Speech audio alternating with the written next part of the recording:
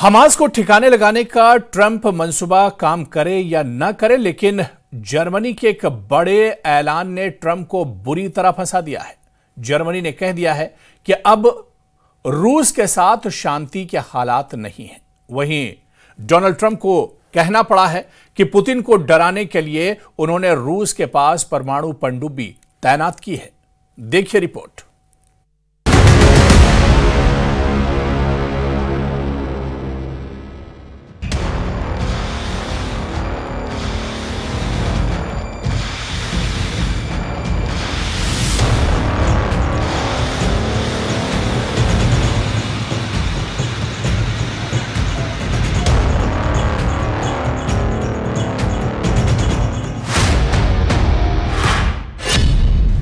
Tomahawk को देखकर Putin बिगड़ गए हैं।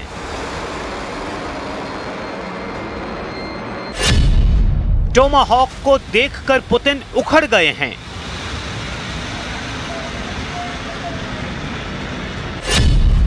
टोमाहॉक को देखकर पुतिन का गुस्सा रिकॉर्ड तोड़ रहा है। 2500 किलोमीटर रेंज वाली ये क्रूज मिसाइल अब यूक्रेन को मिल सकती है और इस मिसाइल ने रूस और नेटो के बीच तनाव को माउंट एवरेस्ट जितना बुलंदी पर पहुंचा दिया है। टोमाहॉक अमूमन समंदर से लॉन्च की जाती है।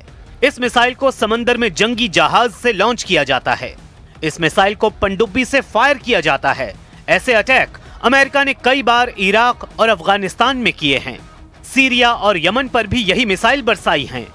अब इसका लैंड बेस्ड लॉन्चर, जिसे लॉन्ग रेंज फायर यानी LRF लॉन्चर कहा जाता है, यह ऐसा विकल्प है जिसे अमेरिका खुद अपनी सेना से हटाना चाहता है। लेकिन यही विकल्प अब यूक्रेन के युद्ध को तेज करने का नया ईंधन बन सकता है। अमेरिका के उपराष्ट्रपति JD वेंस ने कहा है कि ज़ेलेंस्की की टोमाहॉक वाली डिमांड पूरी करने पर बात चल रही है। अगर ऐसा होता है तो समझ लीजिए कि यूक्रेन और रूस के युद्ध में ऐसे शोले भड़केंगे कि फिर ये जंग किसी भी वक्त वर्ल्ड वॉर में तब्दील हो सकती है। लेकिन रूस और नेटो में बड़ा युद्ध भड़काने वाली स्टेटमेंट अमेरिका से नहीं आई है। यूक्रेन को हथियार सप्लाई करने वाले सबसे बड़े मददगार देश जर्मनी ने पुतिन के गुस्से को आसमान में पहुंचा दिया है। जर्मनी के चांसलर फ्रेडरिक मर्ज ने कहा है कि यूरोप का रूस से युद्ध तो नहीं चल रहा, लेकिन अब दोनों के बीच अब शांति नहीं है। पूरी दुनिया में अब यही कयास लगाए जा रहे हैं।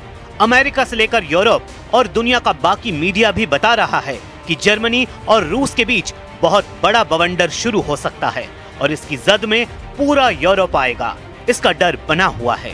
जर्मन चांसलर फ्रेडरिक मर्ज ने कहा कि रूस का युद्ध हमारे लोकतंत्र के खिलाफ है, हमारी आजादी के खिलाफ है और अब पुतिन पूरे नेटो की एकजुटता को आजमा रहे हैं। साफ है कि फ्रेडरिक मर्ज बता रहे हैं कि नेटो और रूस के बीच युद्ध के हालात बन रहे हैं। जर्मनी का हैम्बर्ग फ्रिगेट डेनमार्क पहुंच गया है। डेनमार्क में यूरोपीय संघ की शिखर वार्ता के दौरान बड़ा खतरा रूस बन गया है। डेनमार्क को डर है कि रूस के ड्रोन घुसपैठ करेंगे, यूरोप को चैलेंज करेंगे। डेनमार्क को पहले ही ड्रोन घुसपैठ की वजह से अपने हवाई अड्डे बंद करने पड़े थे। यही वजह है कि 5800 टन का यह फ्रिगेट, जो SM-2 मिसाइल डिफेंस और हार्पून एंटीशिप मिसाइल से लैस है, उसे जर्मनी ने डेनमार्क की राजधानी कोपेनहेगन के बंदरगाह पर पहुंचा दिया है।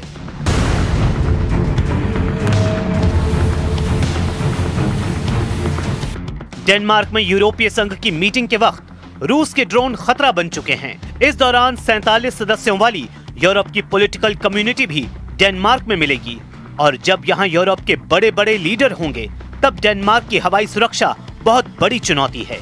यही वजह है कि डेनमार्क की प्रधानमंत्री मेटे फ्रेडरिक्सन बहुत परेशान हैं। Europæiske kolleger.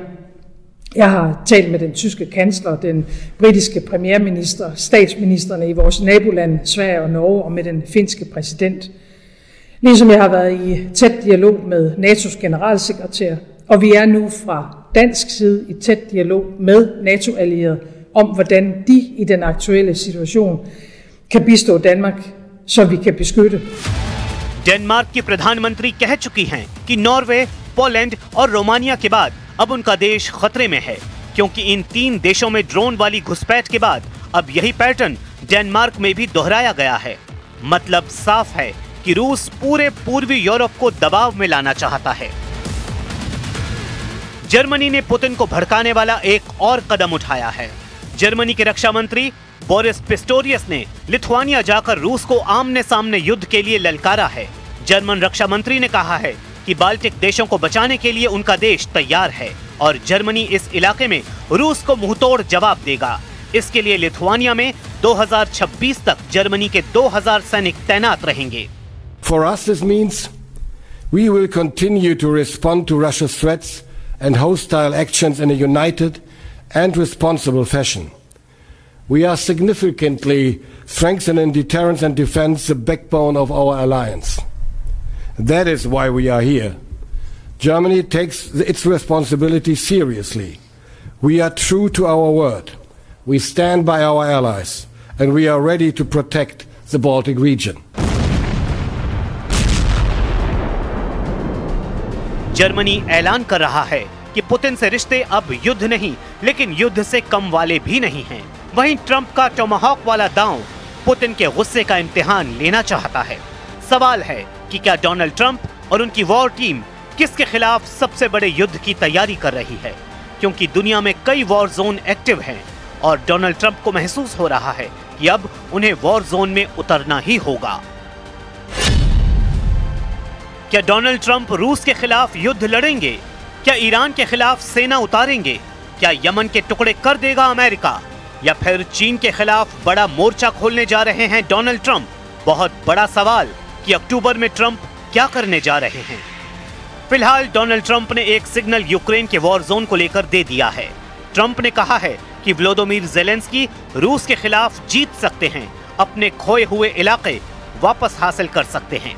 I have a shot at it because Russia. What prompted you to change your thoughts on that? Because I've been watching the way what Russia's been doing. I'm very dissatisfied with what Russia's doing and what President Putin is doing. I haven't liked it at all. He's killing people for no reason whatsoever, and they are doing very poorly considering they have put it all out on the line.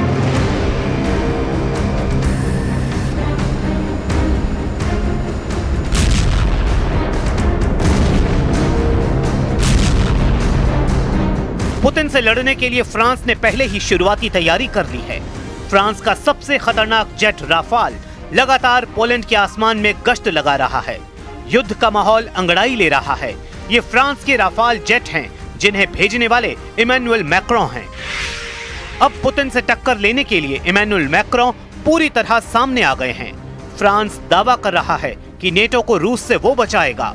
France ने रूस को Ukraine के border पर रोकने के लिए अपने सबसे खतरनाक फाइटर जेट राफाल को पोलैंड में तैनात कर दिया है। राफाल बख्शेगा नहीं, इसकी गारंटी राफाल पर लगी मिसाइल दे रही हैं।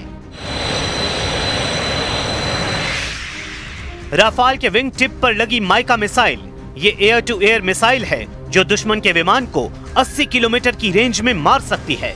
जब दूसरा राफाल पलटता है तो उसकी विंग्स के नीचे नजर आती है मैजिक सुपर 530 मिसाइल। इसकी रेंज है 40 किलोमीटर, यानी लंबी और छोटी दूरी। मैजिक सुपर 530 और माइका, हर तरह के खतरों के लिए राफाल पूरी तरह तैयार है। और उसके सामने इस वक्त चुनौती है पुतिन के विमानों और रूस से लॉन्च होने वाले ड्रोन को रोकना।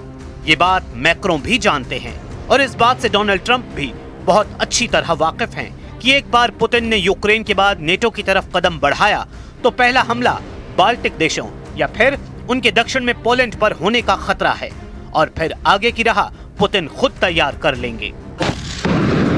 पुतिन की तैयारी चौतरफा नजर आ रही है। वो युद्धाभ्यास करके समंदर से जिरकॉन हाइपरसोनिक मिसाइल भी फायर कर रहे हैं। उनके सुखोई 34 सुपरसोनिक बॉम्बर भी तैयार कर लिए गए हैं। रूस और बेलारूस अपनी सेनाओं के बीच तालमेल बढ़ाने के लिए किसी भी हद तक जाने को तैयार हैं। पोलैंड इस तैयारी का सबसे बड़ा नुकसान उठा सकता है, इसकी आशंका पूरे नेटो को है। पुतिन की सेना ने 3.5 साल के युद्ध में सबसे खतरनाक अटैक की तैयारी शुरू कर दी है। रूस इस बार यूक्रेन पर नहीं बल्कि नेटो पर सबसे बड़े हमले के लिए खुद को आजमा रहा है, क्योंकि अमेरिका और नेटो ने भी रूस को दबाने में कोई कसर बाकी नहीं रखी है।